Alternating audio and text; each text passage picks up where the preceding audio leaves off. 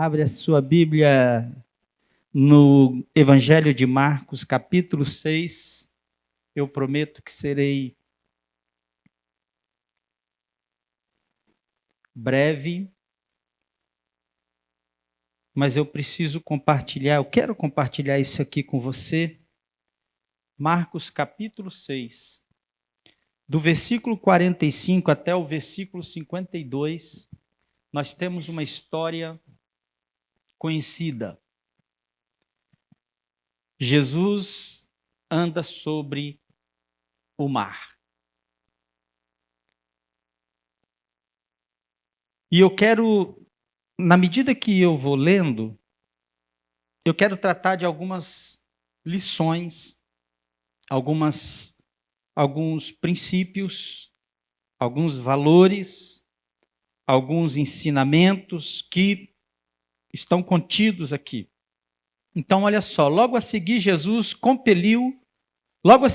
compeliu Jesus os seus discípulos a embarcar e passar adiante para o outro lado, a Betsaida, enquanto ele despedia a multidão. Compelir é obrigar. Compelir é determinar. Ele deu uma ordem. Vocês entrem no barco e atravessem para outra banda. Na verdade, os discípulos, Jesus exigiu que eles fizessem isso. Jesus mandou que eles fizessem isso. E se Jesus compeliu, se Jesus impôs, se Jesus bateu o pé, é porque certamente ele encontrou resistência. Porque se ele falasse assim, atravessa e vão para o outro lado, e todo mundo fosse, ele não teria compelido, ele não teria obrigado, ele não teria mandado, ele não teria exigido. E agora Jesus manda que eles atravessem para o outro lado. Possivelmente porque da outra vez que eles foram num barco atravessar para o outro lado, eles passaram um aperto doido porque veio uma tempestade no meio do mar. E lá Jesus estava com eles e acalmou a tempestade. E agora Jesus não vai com eles. Mas mesmo assim, eles obedecem. Eu quero falar sobre a necessidade de você estar no centro da vontade de Deus. Esses homens estão obedecendo, mesmo sendo compelidos, mas eles estão obedecendo uma ordem que Jesus lhes deu.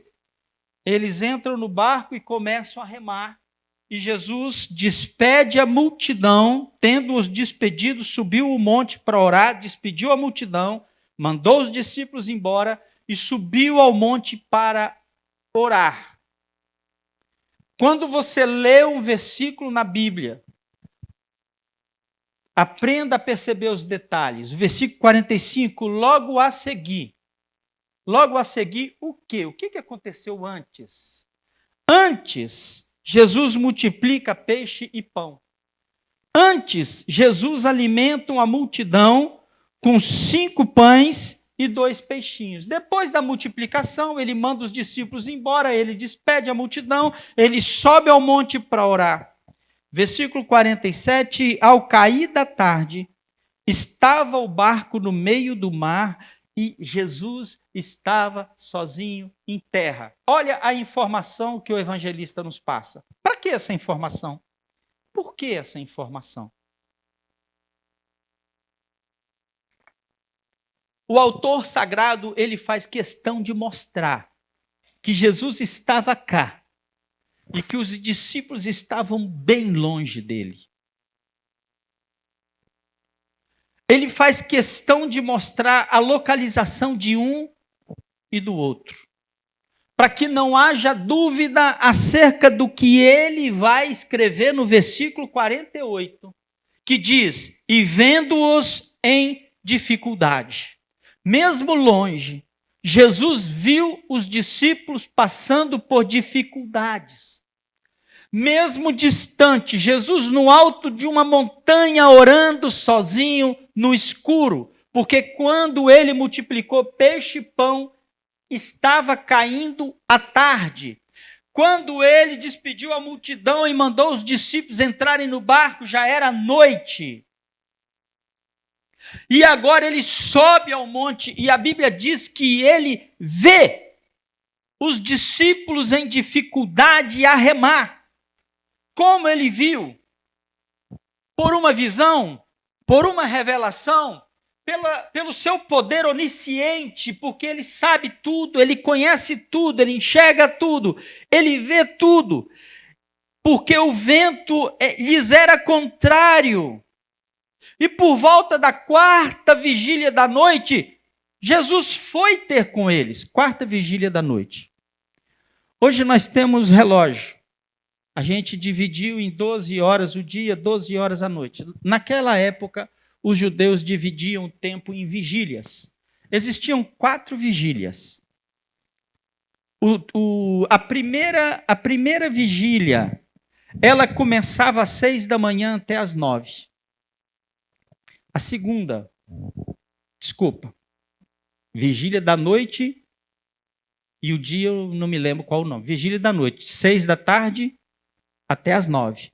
Primeira vigília. Segunda vigília, 9 à meia-noite. Terceira vigília, meia-noite às 3 da manhã. 4ª vigília, 3 da manhã até às 6 da manhã. Aí começava o dia. A 4ª vigília era entre 3 e 6 da manhã. Então Jesus está orando e os discípulos estão em dificuldade no meio do mar. Mas a Bíblia diz que quando ele viu a dificuldade, Jesus foi ao encontro deles para ter com eles. E ele foi andando sobre o mar e queria tomar-lhes a dianteira.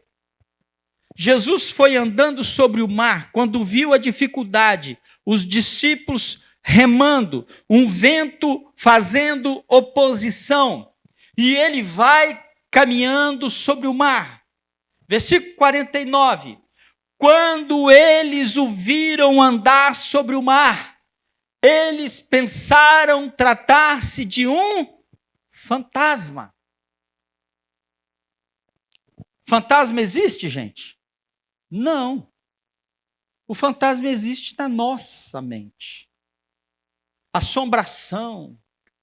Quando eu era criança, eu tinha um medo muito grande de um negócio que o meu irmão falava de vez em quando. Desgraça pelada. Nossa! Eu tremia. O que era desgraça pelada? Eu não sei, mas era uma desgraça, um troço que eu não queria nem imaginar. Eu ficava branco, eu passava mal. E quando eu ia dormir, eu dormia no meio da minha cama certinho, nem um pouquinho para lá, nem um pouquinho para cá, porque eu pensava que a desgraça estava debaixo da minha cama. Era só passar a mão assim e me puxar para baixo da cama. E aí, pastor? Até os 6, 7 anos, xixi na cama. Eu sou louco de ir no banheiro? Xixi na cama. Claro, por quê? Porque eu tinha medo. Aquilo estava na minha cabeça. E os discípulos agora estão com medo, medo de um fantasma. Eles pensaram que se tratava de um fantasma. Quem é esse fantasma? A crença popular, queridos, aprenda uma coisa. Na antiguidade, os judeus tinham lendas. Nós temos lendas no Brasil. Saci, pererê, mula, sempre cabeça. Mais o quê? Boitatá. Hã? Oi? Caboclo d'água, curupira. Hã? Mulher de algodão. Essa aí, pelo amor de Deus. Também eu não ia no banheiro da escola, não. Nunca ia, de jeito nenhum. Mulher de algodão, isso são caboquinho d'água. No Rio Doce tinha caboclo d'água. Tem ainda, está lá, ele está lá. Então, as lendas judaicas diziam que existia um demônio feminino, um espírito maligno, um demônio feminino, chamado Lilith. Esse demônio odiava homens e vagava pelas madrugadas. Que hora que é essa aqui? quarta vigília da noite, entre 3 e 6 da manhã, isso é madrugada. Lilith vagava pelas madrugadas, buscando homens que estivessem fora das suas casas, desabrigados. Lilith também odiava mulheres grávidas. E quando a mulher ia entrar no parto, eles tinham que fazer alguma coisa para que Lilith não se aproximasse da criança na hora que saísse de dentro da mãe, porque Lilith atacaria a criança e mataria a criança e também a mãe. Então esses homens pensaram que se tratava desse demônio, desse fantasma, Lilith. E eles ficaram apavorados. Porém, versículo 50, todos ficaram apavorados diante dele. Mas logo Jesus falou: tenham bom ânimo. Sou eu, não temas. Tenham bom ânimo. Fala para a pessoa que está do seu lado: tenha bom ânimo. É Deus. Tenha bom ânimo. É Deus que está nesse negócio, não é fantasma, não. Deixa eu te falar, não é um monstro de 7 cabeças esse problema para resolver, não. É Deus que está nisso, você vai resolver. Tem solução. Calma. O problema é que a gente vê monstro, a gente vê bicho de 7 cabeças. Nós vemos dificuldade que não existe, onde não existe. Nós vemos uma tempestade num copo d'água. Calma. Eles estavam vendo um fantasma, e não era fantasma, era o amigo deles, o mestre deles, o discipulador deles. Jesus subiu ao barco para estar com eles, o vento cessou e eles ficaram atônitos. 2 vezes eles ficaram atônitos. Primeiro, quando eles passaram o aperto, que eles pensaram no fantasma. Segundo, quando Jesus entrou dentro do barco e o vento que soprava parou. Aí esse cara... Eles ficaram olhando como se ele fosse um fantasma. Como assim? Ele pisou no barco e o vento. E aí a chave desse texto, pastor, qual a chave? Como que eu vou entender esse texto? É o versículo 52. Eles ficaram atônitos, vírgula. Por que eles ficaram atônitos? Porque eles não haviam compreendido o milagre dos pães. Show, né? Só porque eles não haviam compreendido o milagre dos pães. Eles ficaram atônitos. Agora eu vou te falar algumas lições desse texto para nós orarmos e termos uma semana abençoada. Primeira coisa, Deus está no controle de tudo. Não existe vento contrário que vai te parar. Não existe tempestade que vai te parar. Deus está no controle de todas as coisas. Ele é onipotente, ele pode tudo, ele é onisciente, ele sabe tudo e ele é onipresente. Segunda coisa, você está passando por dificuldade. Deus sabe. Deus sabe. Você está passando por vento contrário no seu trabalho, nos seus negócios, na sua empresa, nas suas emoções, no seu casamento, nos seus relacionamentos. Você está passando vento contrário, está um vento contrário lhe fazendo oposição na sua saúde. Existe um vento contrário na sua vida que está trazendo um atraso no seu avanço, que está impedindo você de seguir diante. Deus nos trouxe aqui para dizer que Ele vai ter conosco essa semana. Deus vai estar com você. Ele vai até você. Ele vai te encontrar como Jesus foi até eles. Ao ver que o vento era contrário, Jesus foi até eles. Outra coisa importante. Jesus viu a dificuldade. E eu quero te dizer que Deus está vendo a sua dificuldade. Lá naquele trabalho, Deus está vendo a sua dificuldade. Nos seus relacionamentos, Deus está vendo a sua dificuldade. O grande problema é que ele não tem pressa. E nós temos. Ele não tem pressa. Jesus foi no monte, orou 9 da noite, 10 da noite, 11 da noite. Os caras estão remando com dificuldade. Meia-noite, 1h da manhã. E Jesus olhava na visão. E eles remando. Mas de repente você está remando. Você está numa aflição, você está numa angústia. Cadê Deus? O céu é de bronze. Deus não faz nada. Aprenda uma coisa.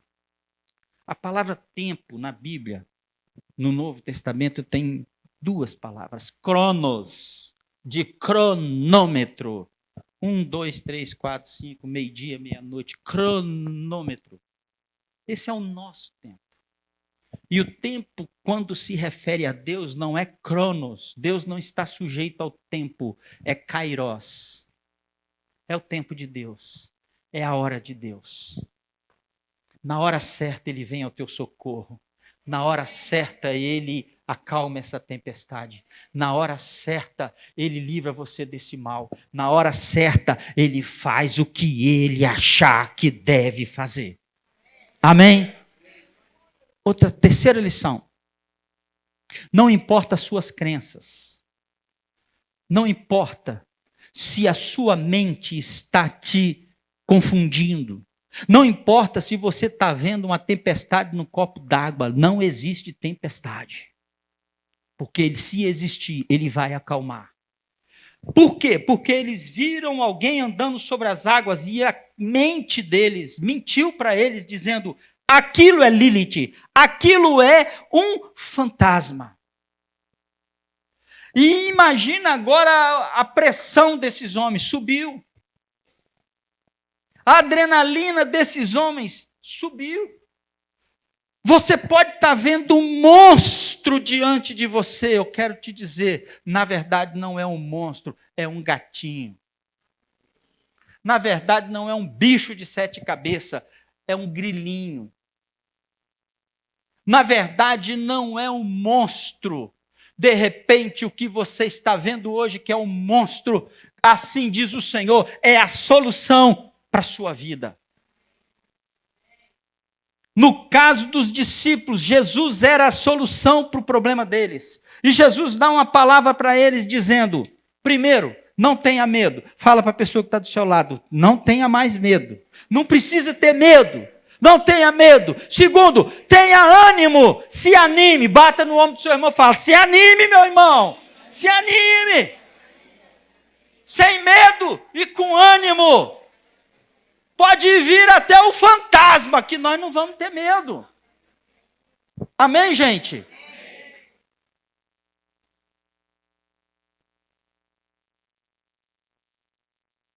Ficaram atônitos. Mas só ficaram atônitos porque não compreenderam o milagre dos pães. Isso aqui é algo chocante. Você serve a um Deus vivo? Amém? O seu Deus é poderoso? Amém? O seu Deus cura? Amém? O seu Deus liberta? Amém? Então por que o medo? Por que o pavor? Porque nós esquecemos do que ele já fez. Gente, pelo amor de Deus, não esqueça do que ele já fez por você.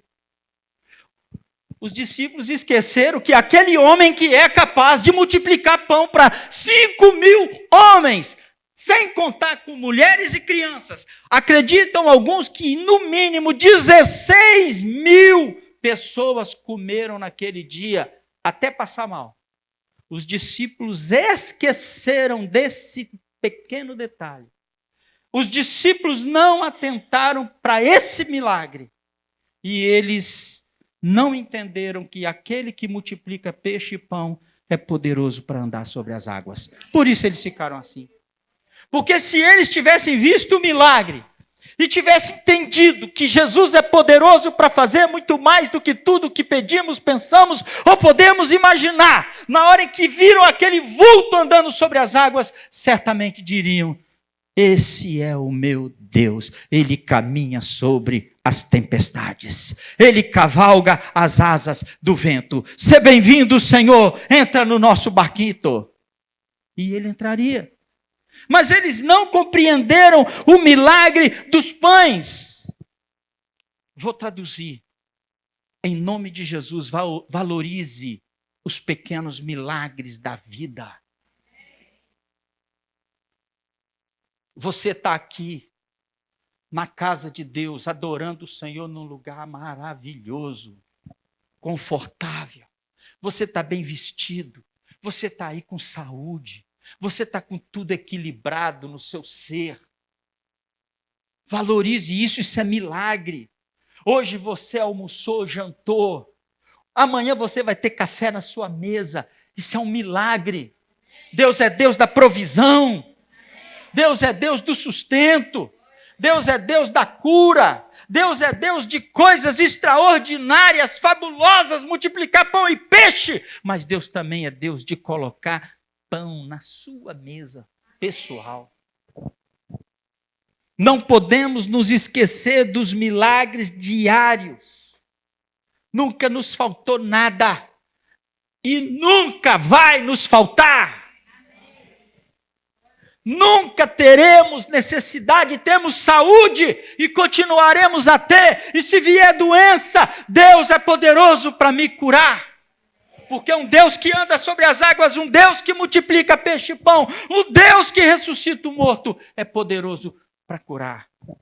É poderoso para abrir portas que porventura estejam fechadas. Então, esse texto me ensina, vamos valorizar os pequenos milagres diários que Deus faz na nossa vida. Quinta. Que esses pequenos milagres diários, que você já se habituou a eles, que você já se acostumou a eles, esses pequenos milagres precisam causar impacto em nós. Aquilo que a minha esposa ministrou, enquanto a Daça, minha filha, cantava. Eu vim aqui para te adorar.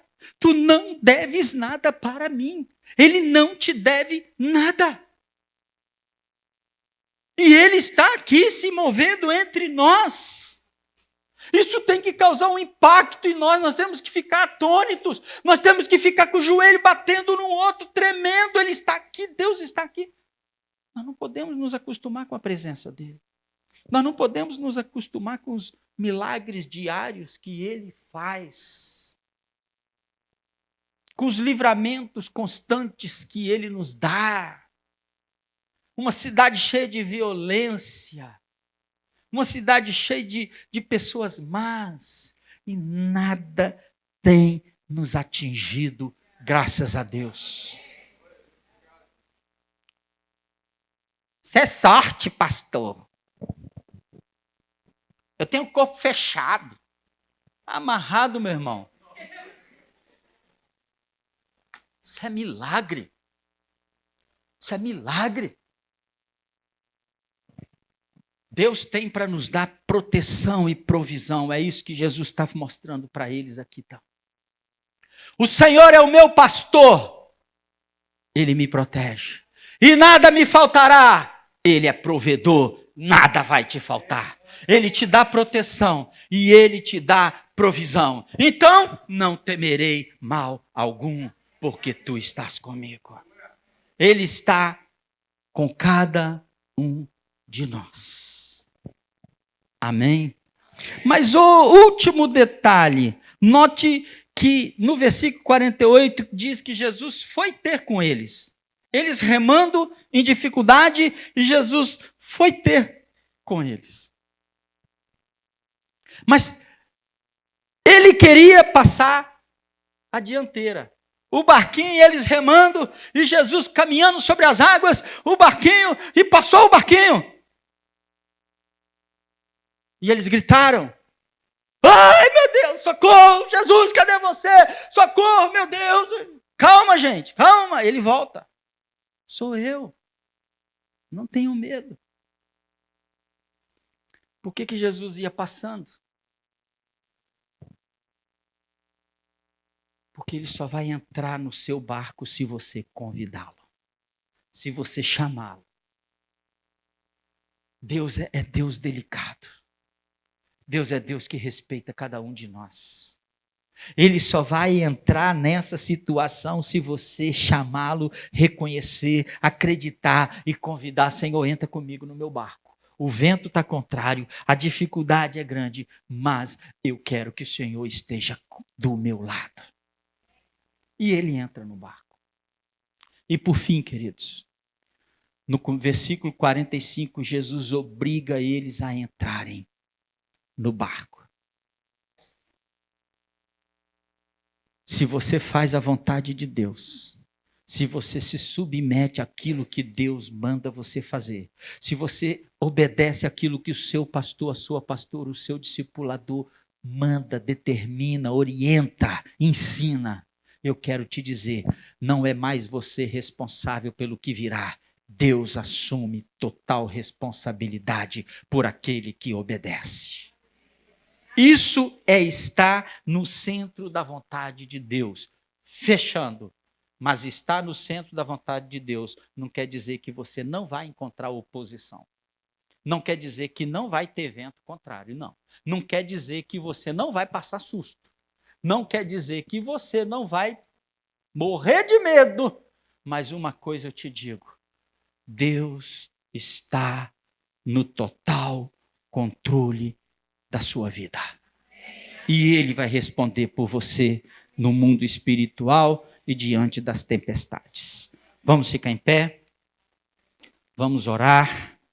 Convide o Senhor para entrar no seu barquinho.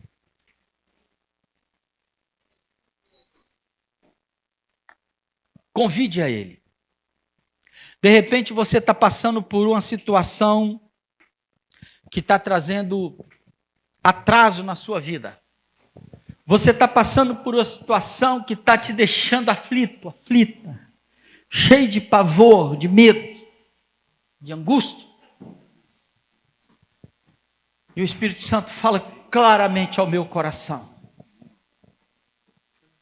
Lembra de tudo que eu já fiz na sua vida. Você está se esquecendo do que Deus te fez. Você está ignorando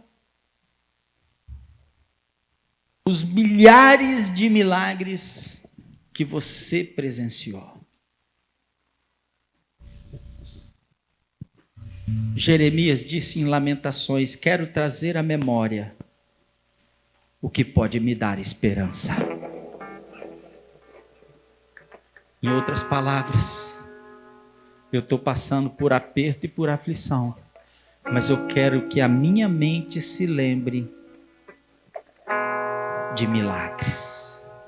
O Deus da provisão, que multiplicou pão e peixe, e que até hoje não deixou faltar pão na minha mesa, até hoje não faltou pão na minha mesa, Ele não vai deixar faltar. Isso te dá paz no seu coração.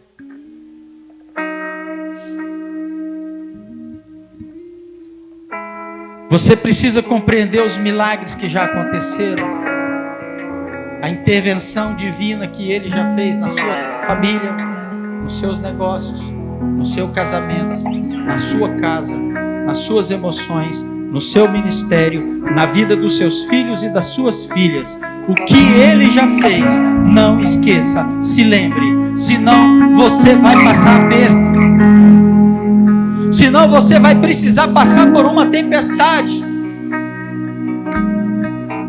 E mesmo que haja uma tempestade, Ele vem ao seu encontro para te socorrer.